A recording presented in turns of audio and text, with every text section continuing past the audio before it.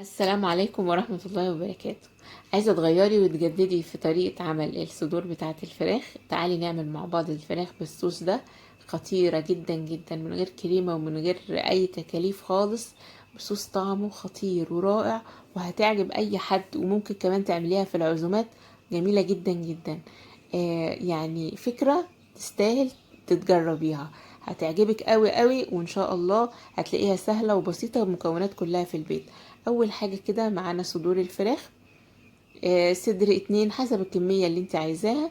هنقطعها بالطريقة دي بالطول كده، وبعد كده هقطعها مكعبات عشان عايزاها تبقى مكعبات زي ما شفتيها كده.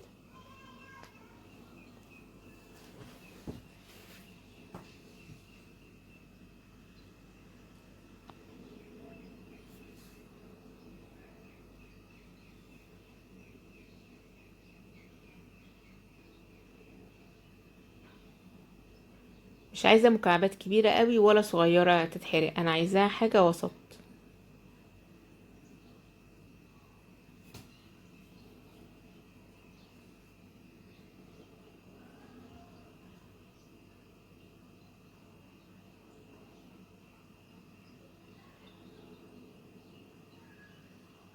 نبدأ نحط عليها البهارات بتاعتها بقى. اول حاجة معانا رشة بسيطة كده من القرفة، حاجة خفيفة قوي. البابريكا. القرفة بتبقى حلوة جدا مع الفراخ وبتفرق معاها جدا. طبعا الملح والفلفل اساسي.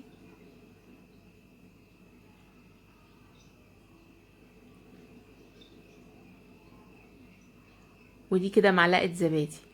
التتبيلة دي خطيرة جدا. هقلبها كده وهسيبها على جنب شوية، وهنبدأ بعد كده نشوف هنعمل الخطوة اللي بعديها. الفراخ بالطريقة دي ان شاء الله تعجبك جدا.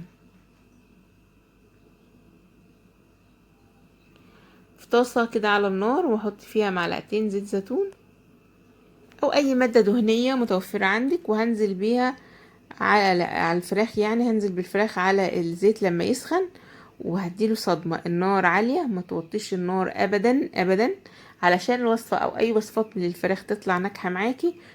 ما توطيش النار ابدا على الفراخ، لازم تاخد صدمة علشان تفضل من جوه مستوية. يعني تبقى من جوه جوسي كده، ما تبقاش ناشفة. الناس اللي بتشتكي ان صدور الفراخ ناشفة وان الوصفة مش بتبقى حلوة، لا. آه، ده بقيه البهارات بتاعتها، وانا حطيت عليه شويه ميه ونزلتها عليه. ليه بقى؟ لان انا اديتها صدمه شديده قوي على النار. واول ما تحس ان انت عايزه تقلبيها انها احمرت، ما تقلبيهاش كده مره واحده، لا.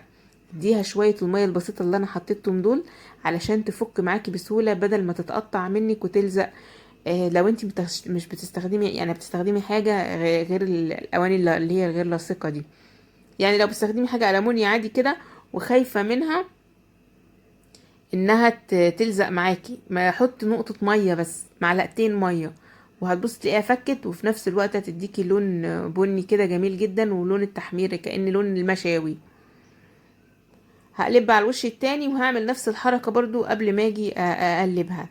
لما الاقيها شدت مني جامد وبدأت تمسك في الصينية، وبدأت ان انا عشان اقلبها هتتقطع، بحط شوية مية بسيطة. شايفين وصل اللون الجميل ده؟ وكمان عشان الصينيه ما تتحرقش مني، وكمان علشان اخد طعم المشوي الجميل ده، فانا بحط بقى شويه ميه صغيره خالص. بس بس. وفي الحاله دي تقدري بقى تقلبيها من غير ما تلزق معاكي خالص. خلي بالك النار عاليه جدا على الاخر. انا بقى هفضل اعمل كده لحد لما اسوي الفراخ ويبقى طعمها مستوي جدا. كل شويه احط لها شويه ميه بسيطه كده لحد لما تستوي تمام السوا. ما تحطيش ميه كتير مره واحده، والا هتبقى حاجه تانية، مش هتبقى يعني الطعم نفس الطعم الجميل اللي انا عايزاكي توصلي له. بعد كده عندنا بصلتين حلوين كده، وهنبدا ان احنا نقطعهم ناعم.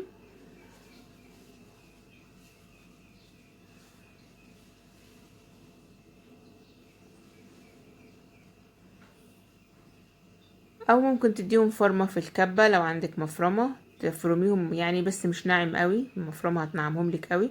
انا عايزاهم متوسطين كده، زي ما انت شايفه كده. كمان هنجيب كام فص توم كده حلوين برضو نفرمهم بنفس الطريقة، ناعم جدا.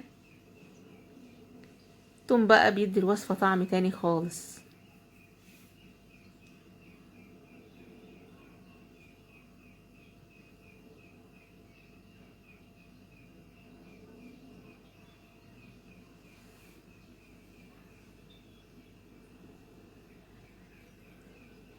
في حلة بقى تانية على النار، وهحط برضو معلقتين زيت او اي مادة دهنية. انا خلاص الفراخ استوت وركنتها على جنب. هنزل بقى بالبصل، وبعدين هنزل عليه بالثوم. بس لما البصل يستوي شوية يعني يدبل، خلي النار عالية في الاول، بعد كده اهدي النار. خلاص البصل دبل معايا، انزل عليه بالثوم. الريحة اللي طالعة بقى مش عايزة اقولك قد ايه جميلة. نحط بقى البهارات بتاعتنا، ملح وفلفل، حاجة بسيطة خالص عشان ما يبقاش حادقة. عايزة تحطي بهارات السبعة في الوصفة دي مفيش مشكلة. بعد كده هحط معلقتين من الدقيق. بعد ما حسيت ان ريحة التوم والبصل طلعت والاتنين استووا كده نص يعني تسوية كويسة، هبدأ احط بقى معلقتين من الدقيق واقلبهم زي ما انتم شايفين كده، علشان انا عايزة الصوص بتاعها يبقى جوسي كده ويبقى تقيل. وكمان معلقة كبيرة من البابريكا، واقلبهم مع بعض كويس. لو عندك شوربة مفيش مشكلة، لو ما عندكيش ما هنحط مية مغلية او شوربة مغلية. بس لازم الاول نشوح الدقيق كويس جدا. حطوا الاول قبل كده كمان هنحط معلقتين كبار من الصلصة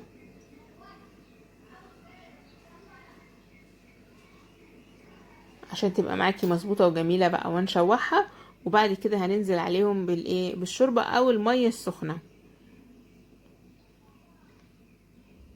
كان عندي شوربة فراخ فانا نزلت عليها بشوربة الفراخ، وهسيبها تغلي كويس جدا، وافضل اقلب فيها لحد ما يديني قوام يعني مش تقيل ومش خفيف.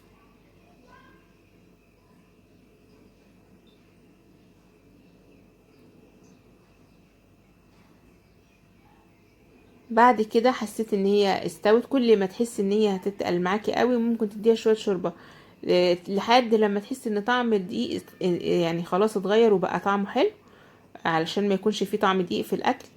الاول بنشوحه كويس جدا، يعني خد مني وقت على بال ما تشوح بس ما ينحرقش. وبعدين بدأت اسويه شويه بشويه بالشوربه، بشويه بشويه لحد لما استوى خالص.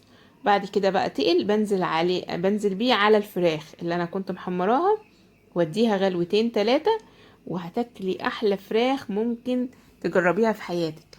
تقدري بقى تحطي جنبها طبق رز بشعرية، رز ابيض، اي نوع رز تحبيه جنب الفراخ دي. خطيرة جدا، واكلة سريعة ومختلفة وجديدة، غير كل الاكلات اللي احنا ممكن نكون عملناها قبل كده.